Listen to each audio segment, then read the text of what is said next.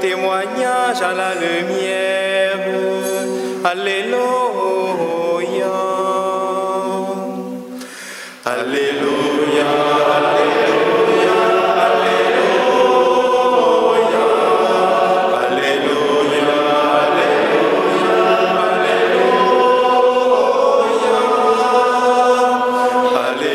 Alléluia. Alléluia.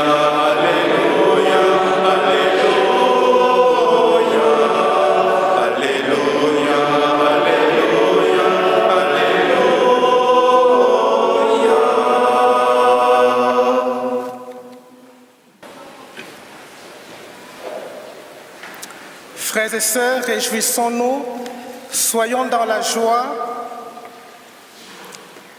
C'est bizarre parce que j'ai eu l'impression que la réponse à acclamons la parole de Dieu a été un peu... je n'ai pas perçu une connotation joyeuse dans cette réponse. Aujourd'hui, frères et sœurs, l'Église nous invite à la joie. Vous avez sûrement entendu déjà cette expression « triste comme un chrétien » ou alors « triste comme un catho ». Je l'avais écouté une fois dans un lycée au sud de la France où on parlait d'une chrétienne fervente, une élève de 3e, mais pourtant qui était, d'après le témoignage de ses amis, qui était très triste et on disait « elle est triste comme une catho ». Et ça m'a fait bizarre. Et aujourd'hui, l'Église nous donne ce jour ou même cette semaine pour que nous puissions contempler le mystère de la joie. Si aujourd'hui nous célébrons la joie dans ce dimanche, c'est justement parce que, comme disait le pape François, la joie est la carte d'identité du chrétien. Et c'est curieux parce que c'est la question même de l'identité qui est au cœur de cet évangile. Et si nous fêtons ce dimanche de la joie, le célébrant est habillé en rose, ça fait partie aussi de la joie du jour. Et c'est justement parce que la couleur rose, c'est la couleur de l'aurore. Si le 3e dimanche de l'Avent, comme le 4e dimanche de Carême, sont les dimanches de Gaudété et de Létaré, dimanche de la joie, c'est justement pour que pendant ce temps de préparation qui nous rapproche des fêtes de Noël et de Pâques, ce temps de pénitence, ce temps où nous sommes dans l'attente, l'Église nous montre que cette attente n'est pas vaine, parce que déjà, nous percevons déjà à l'aurore, nous percevons déjà cette lumière qui pointe. Et c'est pour ça que nous sommes dans la joie. Et c'est pour ça que le prêtre s'habille en rose le dimanche Gaudété, le dimanche Létaré. Parce que nous, comme chrétiens, nous sommes les sentinelles de la joie. Nous devons être ces personnes qui, en avant-garde, contemplent déjà ce mystère de la présence de Dieu et rendre témoignage de ce mystère auprès des personnes avec qui ils vivent. Donc nous sommes dans la joie, réjouissons-nous. Ce mot, nous le dirons plusieurs fois aujourd'hui, plusieurs fois cette semaine. Et comme je disais, au cœur même de cet évangile est la question de l'identité. Qui es-tu? Cette question est posée à Jean-Baptiste. Et cette scène on peut mettre en mosaïque trois phases dans ce texte. On peut mettre en lumière le personnage de Jean-Baptiste. On peut mettre en lumière les personnes qui viennent vers lui.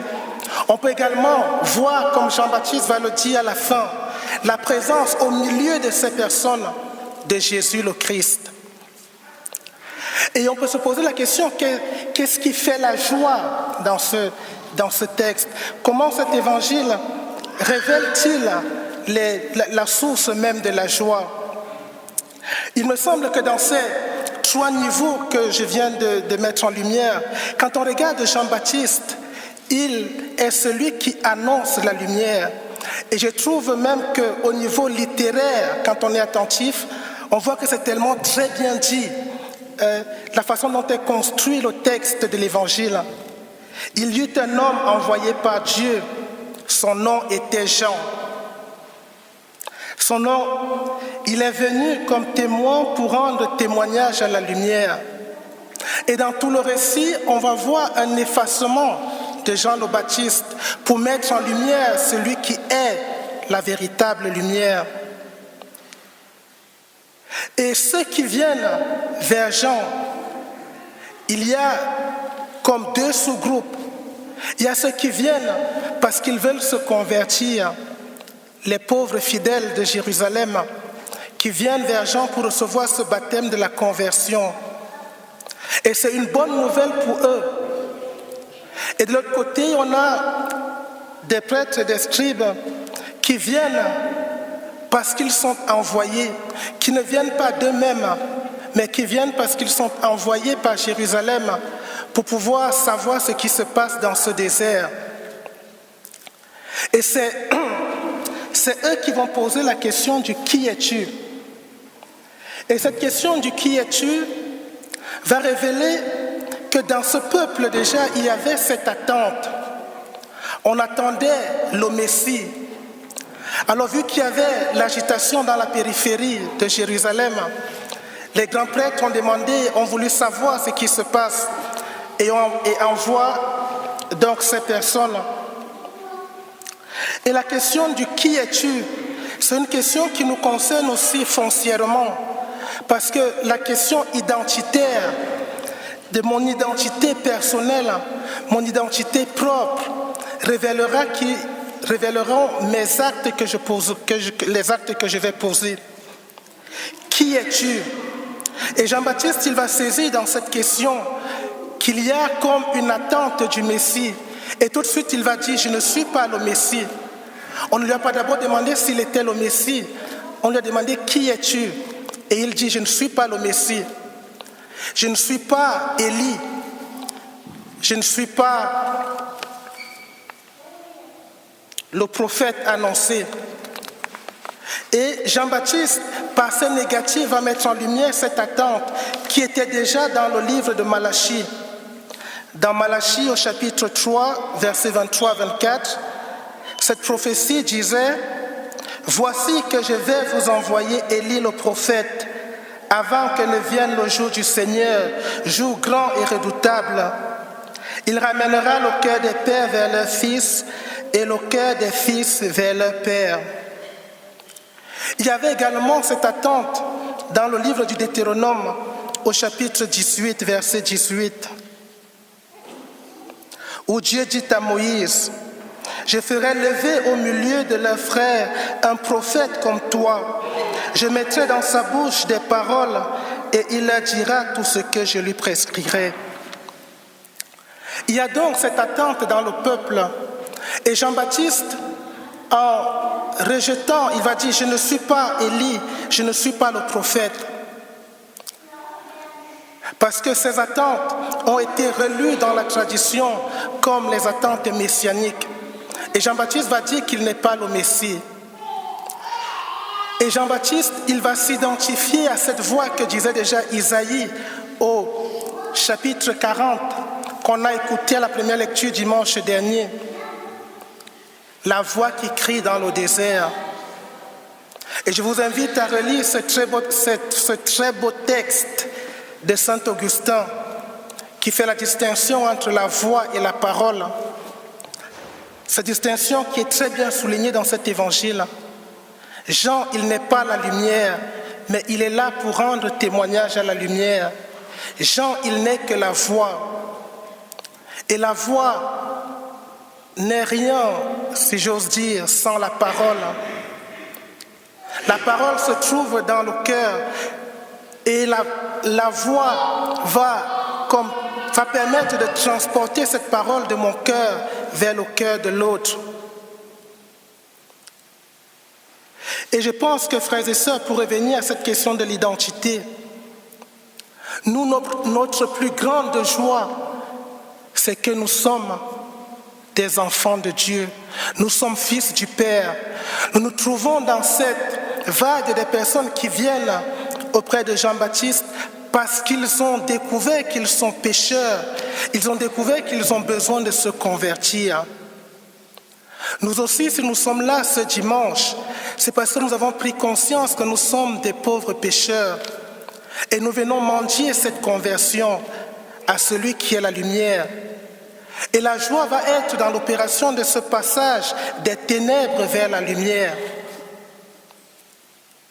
Réjouissons-nous donc, frères et sœurs, parce que nous sommes enfants de Dieu. Dieu nous aime tellement qu'il envoie son Fils unique. Et c'est ce Fils unique que nous attendions. C'est ce Fils unique qui va venir réaliser en chacun de nous ce mystère d'amour, qui va venir témoigner au plus profond de notre monde, au plus profond de notre humanité, l'amour du Père. Et quand on découvre qu'on est aimé du Père, quand on découvre cet amour du Père pour chacun de nous, on ne peut être que dans la joie. Et cette joie va s'exprimer, comme on le voit avec la Vierge Marie dans le cantique que nous avons écouté. Mon âme exalte le Seigneur, exulte mon esprit en Dieu mon Sauveur. Nous avons, frères et sœurs, tellement de motifs d'action de grâce, tellement de motifs de joie. Nous ne devons pas être comme ces chrétiens dont parlait déjà le pape François, qui ont des têtes de carême sans Pâques. Nous, on a des thèmes d'avant, sachant qu'il y a Noël. Et Noël qui n'est pas simplement les guirlandes qu'on met dans les maisons ou dans les rues, mais parce que déjà dans notre cœur se lève cette lumière. Demandons cette grâce aujourd'hui, frères et sœurs, d'être des personnes joyeuses, parce que nous avons touché notre identité profonde. Nous sommes des enfants du Père. Nous sommes des personnes sauvées. Nous avons réalisé que notre péché n'a pas le dernier mot dans notre vie. Le dernier mot, c'est celui qui vient. Et parce qu'il vient tout prendre dans notre vie. Même notre péché ne nous appartient plus. Par notre baptême, nous sommes consacrés à Dieu. Et laissons donc Jésus aujourd'hui venir prendre tout en nous, même jusqu'au péché. D'ailleurs, les frères proposent à la fin de la messe, comme chaque dimanche, des temps de confession à l'accueil pour ceux qui le désirent. Laissez Jésus venir prendre possession de mon corps, possession de mon âme, de toute ma personne. Laissez l'Esprit Saint s'exprimer en moi.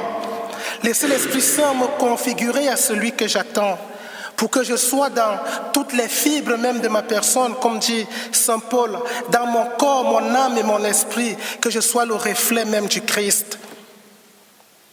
Pour que tout en moi puisse être jubilation, tout en moi puisse être louange, tout en moi puisse être joie.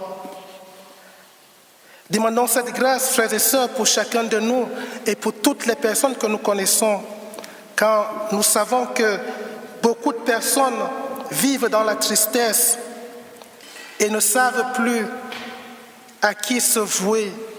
Beaucoup de personnes vivent par la tristesse et peut-être nous-mêmes, nous aussi. Nous avons plein de choses qui parfois nous accablent. Et Jésus aujourd'hui vient te dire, comme Jean-Baptiste l'a dit, il se tient au milieu de toi, celui que tu ne connais pas. Jésus se tient dans notre vie, frères et sœurs, même si nous ne le connaissons pas encore, ou même si nous ne le connaissons pas assez. Jésus, il est là parmi nous. Ouvrons les yeux et découvrons sa présence, et laissons sa présence nous rejoindre, afin qu'il puisse prendre tout ce qui nous opprime, pour que nous puissions, comme Isaïe dit, je tressaille de joie, mon âme exulte en Dieu mon Sauveur. Réjouissons-nous, soyons dans la joie. Amen.